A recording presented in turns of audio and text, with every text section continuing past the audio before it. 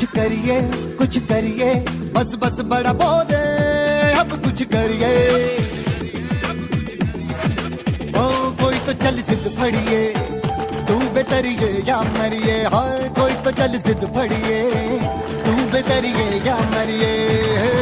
शक दे हो शक दे इंडिया, शक दे हो शक दे इंडिया। हेलो बच्चों, कैसे हो आप सब। तो बच्चों आज हम शुरू करने वाले हैं क्लास 6 हिंदी चैप्टर नंबर 6, जिसका नाम है बच्चों तुम कल्पना करो।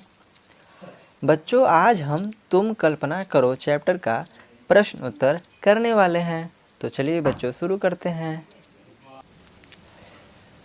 तो बच्चों पहला प्रश्न है, पाठ के आधार पर आप किस प्रकार की कल्पना कीजिएगा।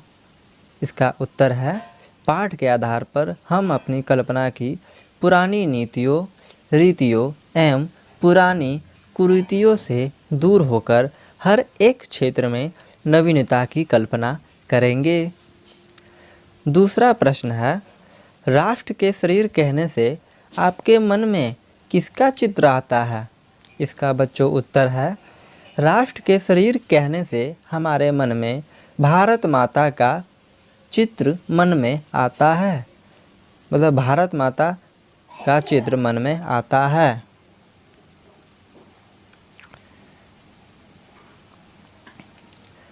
तीसरा प्रश्न है बच्चों, चित्तौड़ के प्रताप की कहानी हमें क्या सिखलाती है। चित्तौड़ के प्रताप की कहानी हमें क्या सिखलाती है। इसका बच्चों उत्तर है, चित्तौड़ के प्रताप की कहानी हमें सिखलाती है कि गुलामी हमें कभी स्वीकार नहीं करना चाहिए। क्या बोल रहा है बच्चों, बोल रहा है कि गुलामी हमें कभी स्वीकार नहीं करना चाहिए। चित्तौड़ के प्रताप की कहानी हमें यही सिखलाती है। 4 नंबर प्रश्न है, इस कविता के माध्यम से हमें क्या क्या करने की बात कही गई है।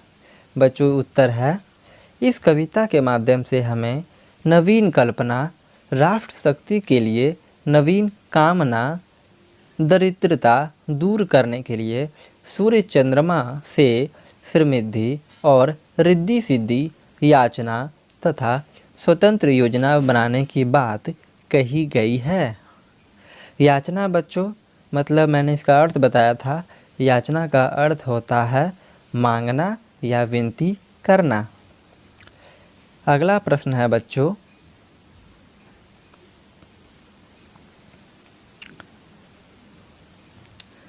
नीचे लिखी गई पंक्तियों को पूरा कीजिए। ये बच्चों फिल इन द ब्लैंक्स जैसा है। तो प्रश्न है, इसमें बोल रहा है कि एक लाइन दिया हुआ है और आधा लेकर दूसरे को पूरा करना है। तो प्रश्न ये है कि जंजीर टूटती कभी न अश्व धार से। तो बच्चों इस वाक्य के बाद अगला वाक्य नेक्स्ट लाइन कौन सा होगा। तो नेक्स्ट लाइन है, अगला वाक्य होगा, दुख दूर भागते नहीं दुलार से। तो बच्चों पूरा वाक्य क्या हो जाएगा, जंजीर टूटती कभी न अश्वधार से, दुख दर्द दूर भागते नहीं दुलार से। अगला बच्चों वाक्य है, हटती न दासता पुकार से गुहार से। इसका बच्चों क्या होगा पूरा वाक्य, इसका हो जाएगा, इस गंग तीर बैठ आज राष्ट्र शक्ति की तुम कामना करो किशोर, कामना करो तुम कामना करो। तो बच्चों दोनों वाक्य का पूर्ण वाक्य बना दिया गया है। अगला प्रश्न है पाठ से आगे। तो बच्चों थोड़ा ये पाठ से आगे का प्रश्न है। तो बच्चों पहला प्रश्न है, आकाश को स्वतंत्र क्यों कहा गया है। बच्चों उत्तर है इसका, आकाश पर किसी का प्रभुत्व नहीं है। प्रभुत्व मतलब होता है बच्चों अधिकार। तो क्या है, आकाश पर किसी का प्रभुत्व नहीं है, इसलिए उसे स्वतंत्र कहा गया है। मतलब आकाश पर किसी का अधिकार नहीं है, इसलिए उसे स्वतंत्र कहा गया है। दूसरा प्रश्न है बच्चों, कविता को पढ़ने के बाद आपके मन में कौन सा भाव उत्पन्न होता है? उत्तर है, कविता को पढ़ने के बाद हमें स्वतंत्र होने तथा स्वतंत्र नवीन कल्पना करने का भाव उत्पन्न होता है।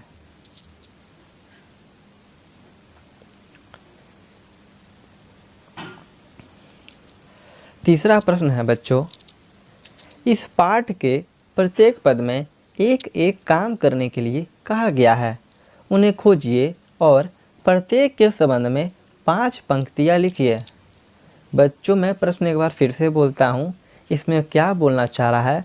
इसमें ये बोलना चाह रहा है कि आप पाठ के प्रत्येक पद में एक एक काम करने के लिए बोल रहा है। मतलब जो वाक्य है वो एक एक करके चुनिए और बोल रहा है उन्हें खोजिए और प्रत्येक के संबंध में 5 पंक्तियाँ लिखिए। मतलब जो भी एक टॉपिक है, जो वर्ड है, उन्हें खोजिए और उसके बारे में 5 वाक्य लिखिए।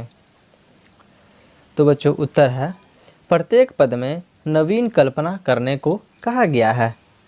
नवीन कल्पना से ही नया समाज, नया राष्ट्र का बच्चों अर्थ है नया देश, तो नया राष्ट्र का निर्माण संभव है। नवीन कल्पना के माध्यम से हमें पुरानी नीतियों, रीतियों और कुरीतियों को दूर कर सकते हैं। जब पुरानी परंपरा, रीति रिवाज आदि दूर होगा तो हम नई धारणाओं, नई सोच उत्पन्न कर सकते हैं। मतलब नया सोच उत्पन्न होगा, नया सोच हम लोग को डेवलप होगा। दूसरा पद है बच्चों, दूसरे पद में किशोर नवीन कामना की बात कही गई है। वस्तुतः में नई कामना, इच्छाएं से ही समाज में या देश में बदलाव संभव है। मतलब इच्छा, अगर हम लोग कुछ चाहते हैं तो ही वह काम करते हैं। अगर इच्छा ही नहीं होगा तो कुछ भी संभव नहीं है, कोई भी काम को पूरा नहीं किया जा सकता है। तो बच्चों बोल रहा है यही है कि दूसरे पद में किशोर नवीन कामना की बात कही गई है। वस्तुतः में नई कामना, इच्छाएं से ही समाज में या देश में बदलाव संभव है। जो किसी के सामने आंसू बहाने या पुचकारने या किसी का गुहार लगाने में संभव नहीं है। नई कामना पूरी होने के लिए हमें पूज्य होना होगा, तभी हमारा इच्छा पूर्ण हो सकता है। और लड़कियों के लिए क्या हो जाएगी? तभी हमारी इच्छा पूर्ण हो सकता है। लड़का में हमारा होगा बच्चों और लड़कियां जो हमारी बोलेंगी। तीसरा पद है बच्चों, तीसरे पद में याचना करने की बात कही गई है। मतलब विनती। याचना का बच्चों हमने अर्थ बताया है कि याचना का अर्थ होता है मांगना। तो तीसरे पद में याचना करने की बात कही गई है। वस्तुतः पूर्ण से ही पूर्णता की याचना करना चाहिए। सूर्य चंद्रमा जो पूर्ण है, हम उससे समृद्धि आदि की याचना करना चाहिए, जिससे हमारा समाज या हमारा देश सब प्रकार से समृद्ध होगा, हमारे देश से गरीबी दूर होगी। मतलब यही है। और बच्चों चौथा पद है, मतलब चौथा वाक्य, चौथा लाइन, चौथा पद है बच्चों। चौथे पद में स्वतंत्रता योजना बनाने के लिए कहा गया है। स्वतंत्र योजना से हम कोई कार्य को भली भांति कर सकते हैं। स्वतंत्र योजना से ही हमारी समृद्धिशाली समाज या देश बन सकता है। अब समृद्धिशाली समाज या देश बोल रहा है, मतलब कि संपूर्ण सब चीज़ों से भरा पूरा देश और समाज बन सकता है। इसका यही अर्थ हुआ। स्वतंत्र योजना से ही सफलता का कारण है। यदि हमारी योजना में किसी का दखल अंदाजी होता है तो योजना के तरफ से मन टूटता नजर आता है। और बच्चों अगला प्रश्न, इस कविता को पढ़ने में मेरा मन रिक्त स्थान से भर गया है। अब बच्चों इसका क्या उत्तर है? तो इसमें दिया गया है 4 वाक्य हैं, 4 शब्द, प्रेम, श्रद्धा, उत्साह, देश प्रेम। उचित शब्द चुनकर रिक्त स्थान को भरिए तथा इसके लिए अपने तर्क दीजिए। तो बच्चों चारों जो शब्द है इसमें सबसे जो रिक्त स्थान में भराएगा वो है उत्साह। तो उत्तर होगा इस कविता को पढ़ने से मेरा मन उत्साह से भर गया है। मतलब उत्साह मतलब उमंग होता है, उमंग से भर गया है। अब बच्चों व्याकरण में प्रश्न है,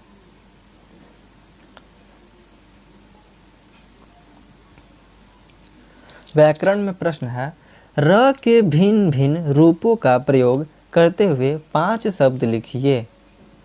भिन्न भिन्न मतलब का हो गया अर्थ बच्चों अलग अलग। तो है क में दिया हुआ है उम्र, तो उम्र से और क्या बनेगा, कब्र बनेगा, कद्र बनेगा, नम्र बनेगा और भद्र बनेगा। 4 बच्चों ये हो गया और एक जो दिया हुआ है वो मिलाकर 5 हो जाएंगे। ख में है कर्म, तो कर्म है तो कर्म से क्या होगा, अर्म है तो कर्म वाला लगेगा दर्द, फर्क, मर्द और मर्म। और एक और बच्चों हो जाएगा नर्म भी हम लोग बोल सकते हैं। ग है ट्रस्ट, तो ट्रस्ट से क्या हो जाएगा, ट्रस्ट, राष्ट्र, ड्राम, ट्राम। तो क्या हो गया बच्चों, ग का ट्रक है तो ट्रक से हो जाएगा ट्रस्ट, राष्ट्र, ड्राम और ट्राम। अगला प्रश्न है बच्चों, निम्नलिखित उपसर्गों में से 2-2 शब्द बनाइए। अब प्र है तो ये एक एग्जाम्पल के तौर पर दिया हुआ है। जैसे प्र है तो प्र से हो जाएगा प्रहार और प्रबल। उसी तरह और भी शब्द दिया गया है जिसको हम लोग पूर्ण शब्द बनाना है। अब परि है तो परि से हो जाएगा परिश्रम, परिवार। कु है तो कु का होगा कुकर्म, कुपुत्र। पर है तो पर से पूर्ण क्या शब्द बनेगा, तो परोपकार, पराधीन। उप है तो उप का हो जाएगा उपयोग, अपमान। स्व है तो बच्चों स्व से पूर्ण होगा स्वकर्म, स्वतंत्र, ये शब्द बनेगा। अ से होगा अविचल और अचल। अब प्रति है तो प्रति का वाक्य हम लोग क्या बना सकते हैं प्रति के हिसाब से, तो प्रतिदिन और प्रत्येक के। बच्चों और आप सभी शब्द बना सकते हो।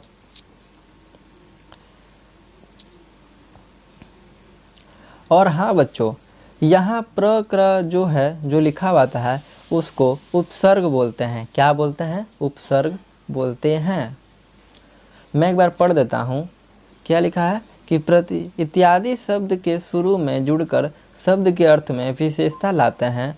इस प्रकार के वाक्य उपसर्ग कहलाते हैं। जो है ये प्र, क, उप, अ, परि, स्व, प्रति, ये सब जो शब्द हैं, जो फर्स्ट वाला जो शब्द होता है वो जुड़कर कोई और वाक्य बनाता है या कोई पूर्ण शब्द बनाता है, उसको उपसर्ग कहते हैं। अब बच्चों कुछ करने में पहला प्रश्न है,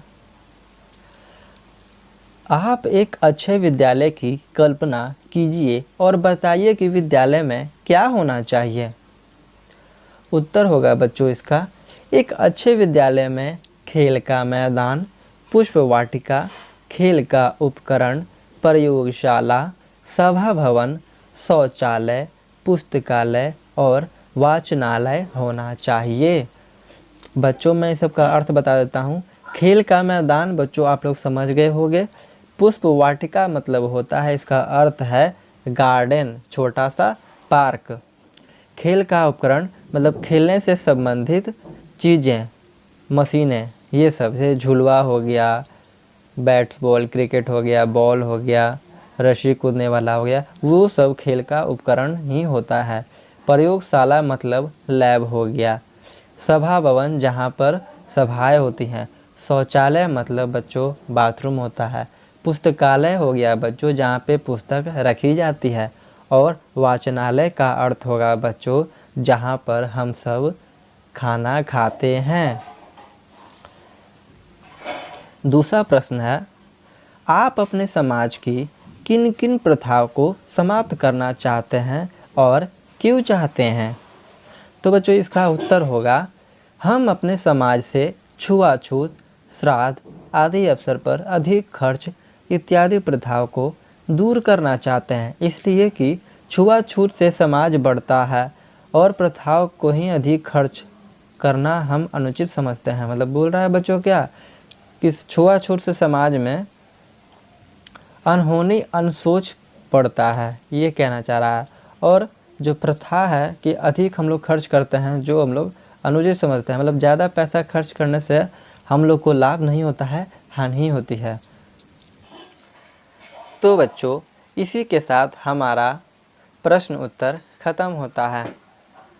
बच्चों आप लोग को ये कैसा लगा वीडियो प्लीज़ हमें बताइए।